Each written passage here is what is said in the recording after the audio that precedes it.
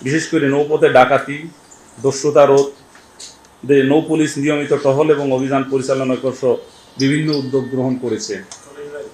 এরই ধারাবাহিকতায় নৌ পুলিশ নারায়ণগঞ্জ অঞ্চলের ক্রমাগত অভিযানের মাধ্যমে একটি সংঘবদ্ধ ডাকাত দলকে গ্রেপ্তার করতে সক্ষম হয়।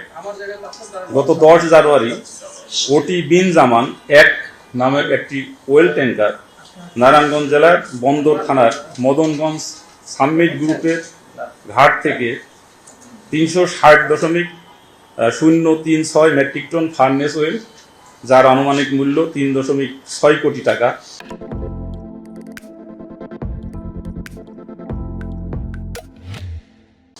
নিয়ে গাজীপুর পদ্মা পাওয়ার প্ল্যান্টের উদ্দেশ্যে রওনা করে। জাহাজটি মুন্সিগঞ্জ সদর থানার চর মুক্তারপুর শাহ সিমেন্ট ফ্যাক্টরির সংলগ্ন শীতলক্ষা নদীর মোহনায় পৌঁছাইলে জাহাজের স্টাফদের দেশীয় অস্ত্রের ভয়ভীতি এবং ত্রাণনাশের হুমকি দিয়ে একটি সংঘবদ্ধ ডাকাত দল জাহাজটিকে পূর্ব পরিকল্পিতভাবে অজ্ঞাত স্থানে নিয়ে যায় এবং জাহাজ হতে প্রায় 350 টন তেল অন্য একটি অজ্ঞাত জাহাজে নিয়ে পালিয়ে যায়।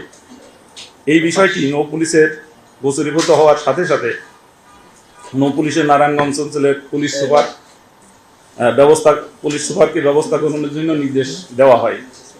নৌ পুলিশের প্রধানের নির্দেশক্রমে নৌ পুলিশ নারায়ণগঞ্জ অঞ্চলের পুলিশ সুপার ক্রমাগতভাবে অভিযানের মাধ্যমে গত 10 জানুয়ারি থেকে 19 জানুয়ারি পর্যন্ত আজ পর্যন্ত মোট 8 জন ডাকাতদেরকে গ্রেপ্তার করতে সক্ষম হয়।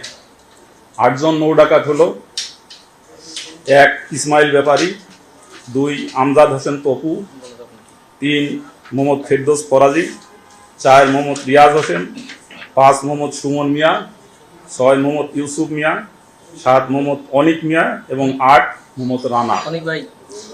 এই অভিযানে 350 মেট্রিক টন ফার্নেস ওয়েল, যার আনুমানিক মূল্য 3.55 কোটি টাকা, এটা সম্পূর্ণ উদ্ধার করা সম্ভব হয়েছে।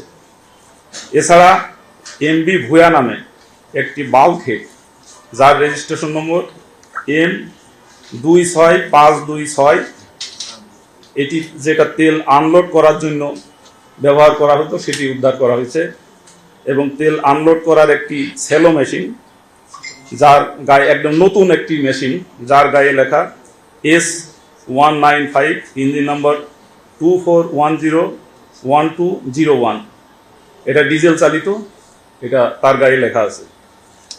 এছাড়া ডাকাতদের ব্যবহৃত 2টি তেল আনলোড করার জন্য 2টি পাইপ আর ডাকাতি কাজে ব্যবহৃত দেশি অস্ত্র, একটি হাসুয়া এবং 2টি সুইচ গিয়ার চাকু উদ্ধার করা হয়েছে। নৌপথ নিরাপদ করার জন্য নৌ পুলিশ সার্বিকভাবে কাজ করছে এবং আজ পর্যন্ত আজকে 19 তারিখ পর্যন্ত আমাদের টোটাল গ্রেপ্তারের সংখ্যা 8 এবং আমরা এই যে ডাকাতিটা সংঘবদ্ধ ডাকাতিটা হয়েছে এটা আন্তজেলা ডাকাত, অর্থাৎ মুন্সিগঞ্জ থেকে এই ডাকাতিটা করার পরে আমরা এটা টাঙ্গাইল এবং সিরাজগঞ্জের যে যমুনা নদীর পাড় থেকে এই বাল্কহেডটি উদ্ধার করা হয়েছে, অর্থাৎ বিভিন্ন জেলার সীমানা অতিক্রম করার পরে এই যে জাহাজটি, এটার মাল এবং জাহাজ সম্পূর্ণ পুরা মাল সহটাই আমরা ডাকাতির পুরা অংশটাই আমরা উদ্ধার করতে পেরেছি। তো এইটুকু হলো আমার তরফ থেকে।